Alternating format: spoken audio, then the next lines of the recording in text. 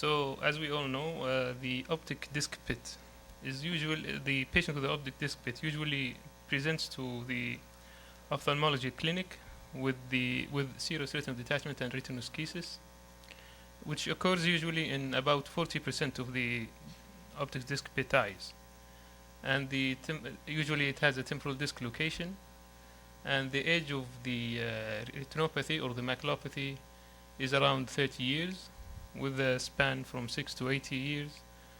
And the natural history is that of decreased vision to 2200 or worse. That's what we knew about optic disc pit when Sobol published his article in 1990. Linkoff, back in 1988, described that the retinal elevation which we see in optic disc maculopathy communicates with the optic disc pit, which is frequently schisis-like, as you can see in this picture.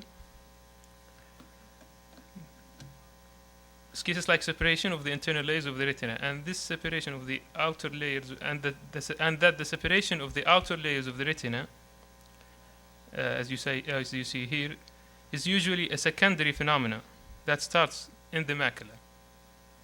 So what he's basically saying is that the fluid that goes into the schisis, into the inner retina, it will travel later on to the subretinal space. Rutledge proved that with OCT and showed that the macular detachment develops secondarily to a pre-existing schisis-like lesion consisting of severe outer retinal edema, which is followed later on with fluid passing through from the schitic cavities into the subretinal space. And he pointed out that there was totally in a series of patients with optic disc pit, there is no connection between the subretinal space and the optic disc pit.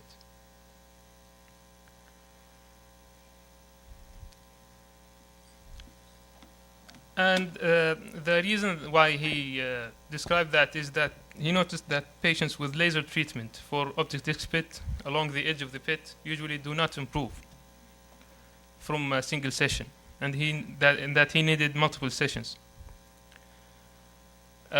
So later on, Cox first described the vitrectomy with gas injection and laser, and that it is more effective than laser alone. And also, Theodosius described macular buckling procedure, and he achieved a 100% success rate.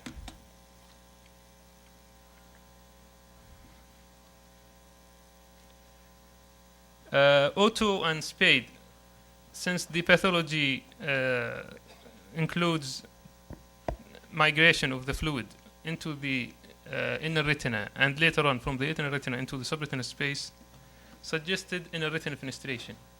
So with a bent 25 gauge needle, he would do a radial cut through the inner retinal layers, temporal to the optic disc pit, and that would, in their opinion, would make the fluid, instead of going into the subretinal space, go into the vitreous cavity, and thus you will have resolution of the subretinal fluid and maculopathy.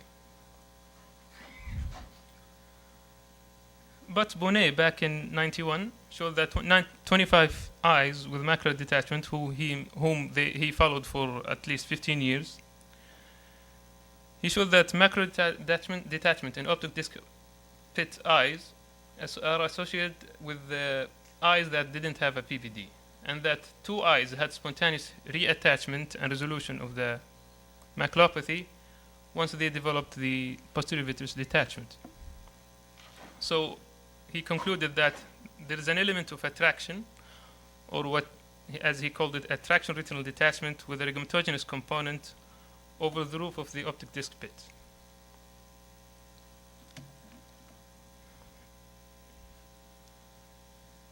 Hirakata agreed with that and demonstrated this in one of his patients. So on presentation, the patient had a 20/40 vision with obvious schisis, cavities, and subretinal fluid. And then the patient developed PVD, and the schisis cavities resolved, and the subretinal fluid started to regress until he regained 20/20 vision. So, should we just follow up the patients? This is not always the case. As you can see here, this patient complained at first of metamorphopsia of the 20/20 vision, although he had a large schitic cavity. But once he lost this bridging retinal component, his vision dropped to 20/50. This led Hirakata to suggest doing surgery for in the form of pars-plana vitrectomy and gas tamponade without laser. And he found that it has been effective in reattaching the retina and improving the visual acuity. But the thing is, most eyes require at least 1 year to reach complete reattachment. This is one of the original series of Hirakata. So on presentation, the patient had a visual acuity of 2200 with simple pars-plana vitrectomy, detaching the posterior hyaloid and air fluid exchange, no laser. 1 month post-operatively, at least the vision improved. Then the maculopathy gradually resolved and completely on 14 months post-op.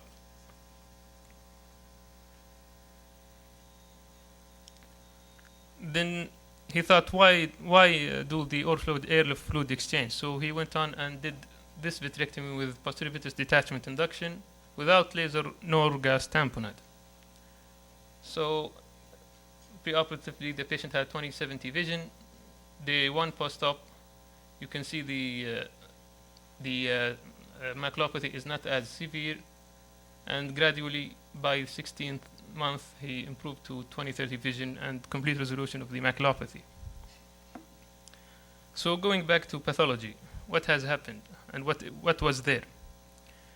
So pathology showed us that what is inside the pit is just poorly differentiated retinal tissue herniating around the optic disc pit.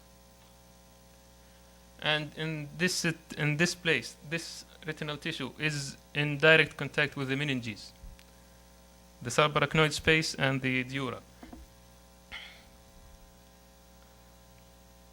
The swept source OCT showed nicely how the vitreous fibers get into the optic disc pit and are attached. This prove a point when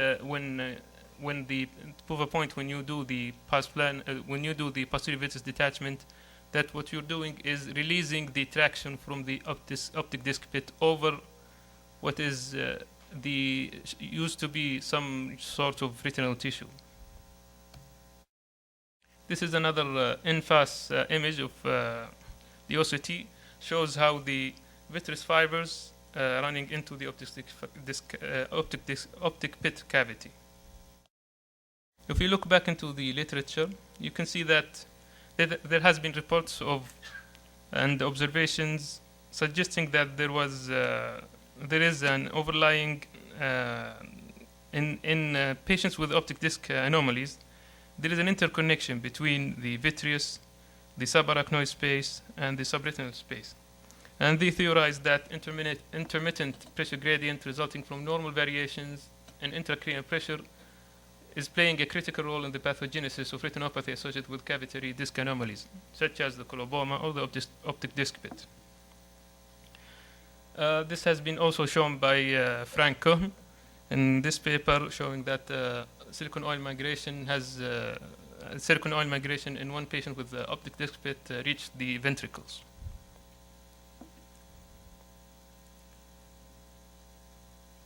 The idea that there is an interconnection between those spaces dates back to the 1970s, and it has been described by Gass, but there was no clear-cut evidence that such a connection exists. So out of all what has been described as treatments for optic disc pit maculopathy, we thought to collect our own experience and and see what is best for the patients. So we went on and collected all the patients that that we could put our hands on in 9 tertiary eye centers. It was a retrospective study, and a total of 46 eyes were included. We excluded the eyes that had prior laser photocoagulation or trauma or any concomitant comorbidity. Patient underwent all complete ophthalmic exam and retinal imaging. All patients had undergone PPV with posterior vitreous detachment, with or without eyelid peeling, and with fluid air exchange with or without gas tamponade. For the cases where laser was applied, light argon endolaser photocoagulation was performed at the temporal half of the optic nerve head border. When you say light, you do mean light, but you cannot always ensure that you can have light laser. This patient had what we described as light laser intraoperatively. Following him postoperatively at 1 year, you could see the extension of the laser scars, which at least prove a point that laser is not the best option you can choose for such patients. So, and we defined complete success as a total resolution of the subretinal fluid and macular schisis on OCT. Partial success was defined as residual subretinal fluid or schisis along with reduction in the central macular thickness of at least 1/3 of the preoperative value. So out of the 46 patients, we found that 24 patients received laser while 22 did not receive any laser. And both groups were well matched for age and duration of complaint and duration of follow-up, and the central macular thickness and visual acuity at presentation for that. So, and regarding the functional outcomes, so after a mean follow-up duration of about 40 months for both groups, the mean visual acuity significantly improved for the laser group from 2100 vision to 2060. Same applies for the non-laser group, where it improved from 2000 to 2050, and the difference was not statistically significant. The mean central macular thickness also improved significantly in both groups, and the difference in the improvement between both groups was not statistically significant. As for the success, as we defined it, the laser group reached 95% success, so 2 cases fell short of having any success, while the non-laser group had complete success, but by comparing both groups, the success in both groups, there was no difference. What does that tell us? It tells us that there is no difference whether you applied laser or not, right? So this is one of our patients. He had laser, vitrectomy with laser. He presented with a central macular thickness of almost 900, and postoperatively he improved until he reached complete resolution at 22 months, and with a central macular thickness of 250 and a visual acuity of 2060. This patient is from the non-laser group. He had a central macular thickness of 1,100, and his visual acuity was counting finger 2 feet. At the end of the 19th month, he improved to 2040, and the central macular thickness reached 419. You could still see some residual subretinal fluid in this patient. As for the ILM peeling, it was performed in 11 eyes from the laser group and in 7 eyes from the non-laser group, but it showed no significant association between ILM peeling and success rate. Again, the same applied for gas injection. Those who had gas were in the laser group, and the non-laser group didn't show any significant effect on the final success rate. Complications were that of a normal regular PPV like cataract, high intraocular pressure, and RRD in one eye, reconstruction detachment, and a full thickness macular hole in one eye. So, to summarize our study, pars-plana vitrectomy with induction of posterior vitreous detachment, air fluid exchange, and juxtapapillary laser for optic disc pit maculopathy had similar anatomical and functional outcomes compared to pars-plana vitrectomy without laser photocoagulation. Thus, we conclude that juxtapapillary laser is not recommended. And we noticed that eyelid peeling and gas injection do not seem necessary to have any additional benefits. So, coming to apply this in a recent patient who came to ER, he had laser elsewhere, multiple sessions of laser. You can see how severe is his laser scars.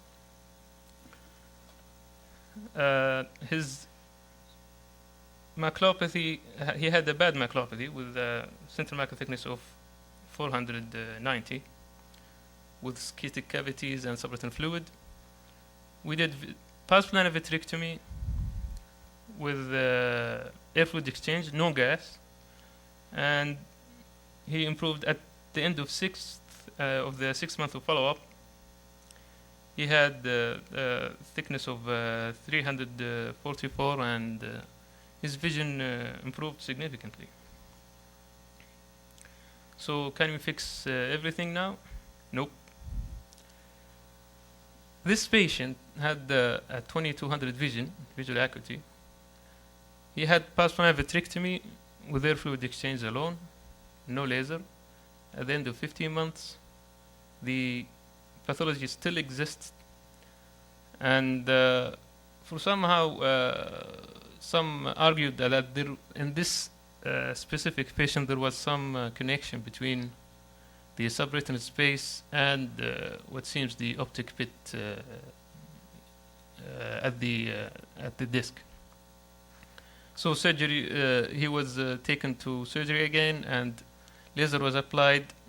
Since some argued that there was a connection, laser was applied at the pit, beside the pit, and at the drainage site, and the maculopathy resolved.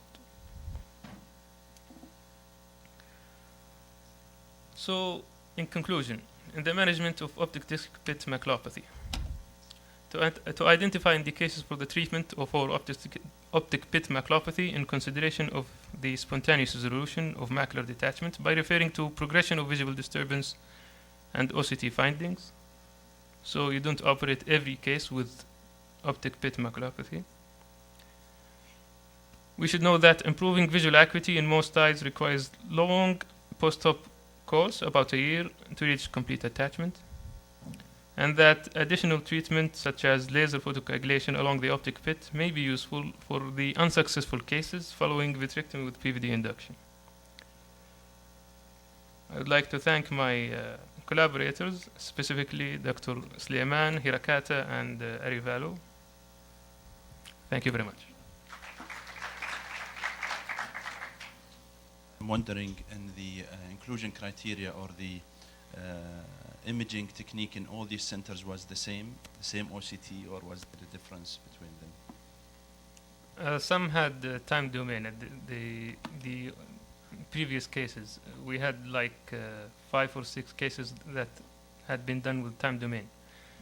If they were followed at the end with the time domain OCT, then we include them in statistics. But if it has been switched to spectral domain, then the calculation would be wrong, so we excluded them from statistics. Those were like 2 patients at the end who were not followed with the same OCT modality, so we had to delete them from. Okay. And the question, what is your opinion about the eye limb peeling? Do you do eye limb peeling in all of those patients, or no? So we concluded now that eye limb is a way. It's not related to the pathology by any means. So vitrectomy and air fluid exchange, in our experience, is enough.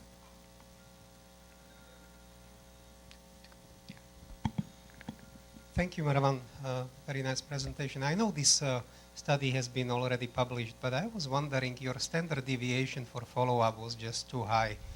So you had 39 months of standard deviation out of 44 months. So that means that some eyes had 5 months follow-up and some had 4 years follow-up. So that really makes a difference, you know, when you see the patient and which value you take for your follow-up. And the second question is, why did you perform the univariate analysis when you had more variables? You were looking into gas, then you were looking into ILM peeling, so that really requires multivariate analysis. This has been asked by reviewers when we first submitted the paper. So I'll answer the second part. So regarding univariate, when you get a significance in the univariate analysis, you go back and do a multivariate analysis. But if it's not significant, the multivariate analysis would be useless. Even if it is significant, then you will doubt the results. The first question was the wide standard deviation interval for the follow-up. At the end, we had a good success rate in both groups. So I think the cases were just too diluted because some had gas, one type of gas, some had other type, then you had cases with ILM peeling, without ILM peeling. It's just, you know, the cases were just collecting from wherever. So you need to be careful when you have a study like that. You know, it was designed as a case control study, but again, you know, you need to be careful. Yes, definitely. Initially it was more than 70 cases, but we tried our best to omit and delete all the cases that might have affected the outcome, and we were able to maintain only 46 cases. And the last question, you know, there is this technique where you peel ILM and you sort of place it on over the optic pit. And the idea would be to sort of stop communication. Do you have any experience with that? Myself, no, but it has been described in one of the slides. Some would put fibrin plug, and some others would put autologous sclera over the optic disc pit to stop the ILM. interconnection. ILM, no. Dr. Khaled? In cases that underwent PPP with partial or successful failure. In cases that underwent PPP with partial success or failure, when do you decide to intervene again? And if so, what's your next option? Myself, I didn't face any patient with a failure. Partial, regarding the partial is so it was an arbitrary definition in the paper. But to say this is a failure, you have to wait at first for at least a year, and so see if the fluid resolves or not. Then you would consider reoperation, as has been shown in one of the slides. Dr. Dibak? Again, thank you for a very nice presentation. I have one comment and a question. So the comment is related to the optic disc itself, with optic disc pits. And shown in many of your pictures, the disc is often very large in these patients, and the cup is often very large also. And many of these patients, and this is for the residents especially, they are often seen on the glaucoma service first as glaucoma suspects because they have large cups and large discs. And they also have retinal nerve fiber layer defects sometimes when you do OCTs, or especially if the cup is or the pit is displaced to the periphery, typically. If it's more temporal, like you show, you don't see those nerve fiber layer defects, but if they're inferior or if they're double pits, you'll see that. So that's one point. The second point was what was striking to me was the extent of the schisis cavities that you see in association with the subretinal fluid. Is that, so what's the cause of the schisis? Why don't they just get cystoid type changes, but just large schisis cavities in the retina, especially in the inner layers? Is there anything known about the pathogenesis of the schisis cavities in this particular disease?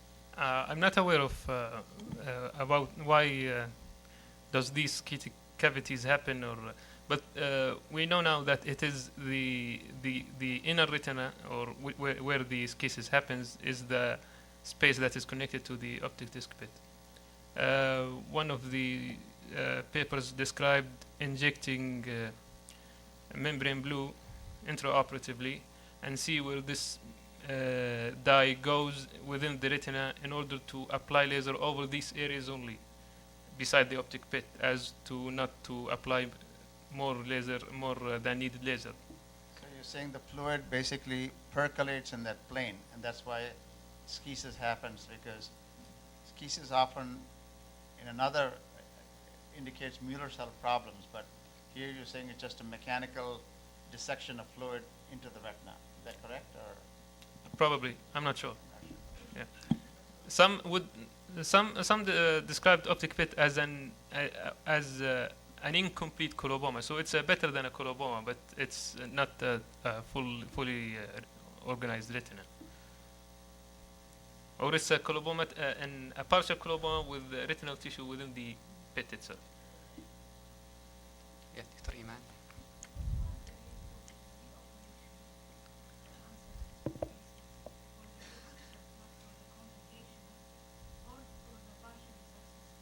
We didn't study that. We just looked at how effective is postplanar vitrectomy, air fluid exchange, with or without gas, with or without laser.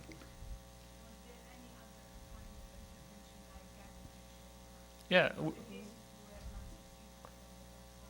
No, it differed. We didn't follow this. We didn't include this in our study. Yeah. Yeah. Some had extra intervention, but yeah, we didn't look at it. دكتور يحيى. الحمد لله سلامة.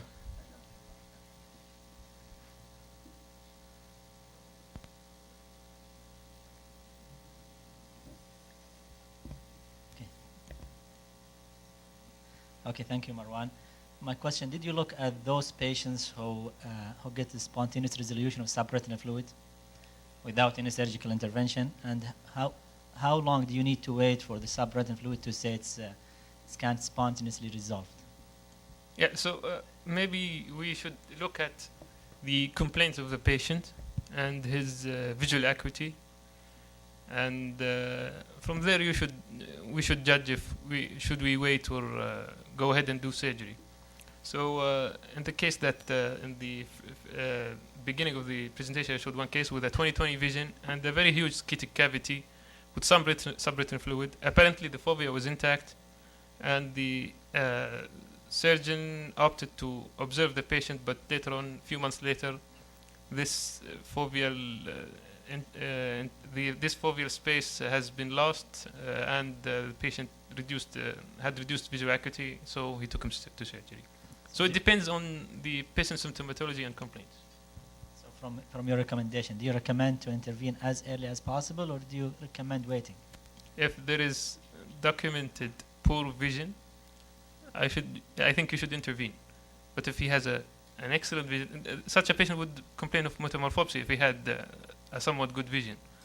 But if he really needs the surgery, if he maybe occupational need of the surgery, then I think you should go for it. Yeah. Second question, do you recommend, you said you recommend air fluid exchange instead of gas. So any explanation, because the air it will not stay there in 3 days maximum, it's gonna Yeah, so the second series by Hirakata, he performed postplanar vitrectomy with induction with a posterior vitreous detachment induction and no air fluid exchange. Then he just closed the eye under fluid, and that's it. And the maculopathy resolved. So yeah, there is no point of. But in the cases we included, all had air fluid exchange with or without gas. So some had gas injected at the end, some didn't. So we didn't look at the. So probably the most important step is to induce the BVD. I think this Yes. is the most important step. Yes, to relieve the traction from over the pits. Okay, thank you. Hello, can you hear me? Sorry, I probably missed it because I read a bit late, but there was a study from the Rotterdam group where they claimed that applying laser at the edge of the pit would facilitate and make the process of reabsorption of the supraretinal fluid faster. Did you notice anything like that in your series or not? Who? Sorry? This is a study from Rotterdam Eye Hospital. Yeah. Optic pits, where they claim that laser application at the edge of the pit would facilitate and make the reabsorption faster of the supraretinal fluid. Is that something you notice also in your series? I didn't hear it because I was a bit late. So based on the study design, we didn't look at the how fast the fluid absorbed, but maybe this is true. We should look into it. There is a study from, you should look, I think there are 20 patients where they claim that the application of the laser facilitated absorption from the RPE of the supraretinal fluid.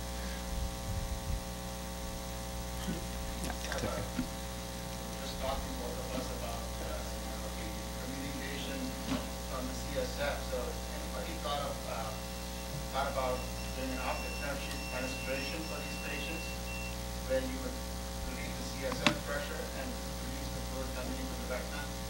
It's quite conjecture, just bring it out there.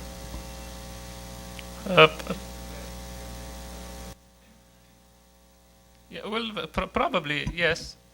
The origin of the maculopathy fluid is still debateful. Some would say it is the vitreous, some would say it is the CSF.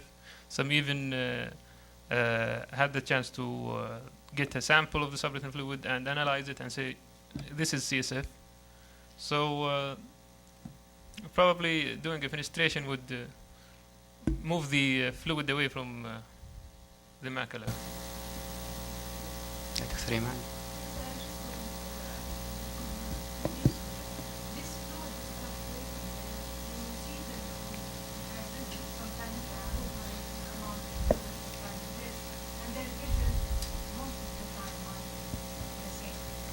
True. Yes, I've noticed that too. Maybe because of the extent of the traction from the vitreous fibers changes with time. Probably. Okay. As you know, Dr. Marwan mentioned, it's a rare disease, optic nerve bit by itself, rare disease, and the presence of subretinal fluid and skis is also not 100% of the cases, maximum 40%. And most of the literature you will see about management is case series only. And what they did, the group, to do a multi-center study, despite they collect a good number, they consider a big number for this rare disease, but we can, for sure, you cannot like depend on your management with such a small study or number of cases, because the both arms 20 or 24, even the statistic will not be 100% accurate. Like what I noticed, the laser group and the group with no laser 100% success, and the other group is 94%, which is should be the other way around. Yeah, should be the other way around. So we cannot conclude, but at least this is an excellent study and an excellent start. And also, as you mentioned, the management. Not every case you see you should treat surgically, because sometimes you see patients with little fluid and they are very symptomatic and metamorphotic. And the other way around, you will see patient with huge fluid and he's 20/20 vision and he's not symptomatic. So the decision of surgery is not depending on the fluid also. It depends on the patient's symptoms and how soon is the symptom. Sometimes it's chronic, long time, and there is a loss of photoreceptor and isoS junctions. You not interfere surgically. So thank you, Dr. Marwan, for touching this interesting topic. Thank you all for your attendance. Thank you.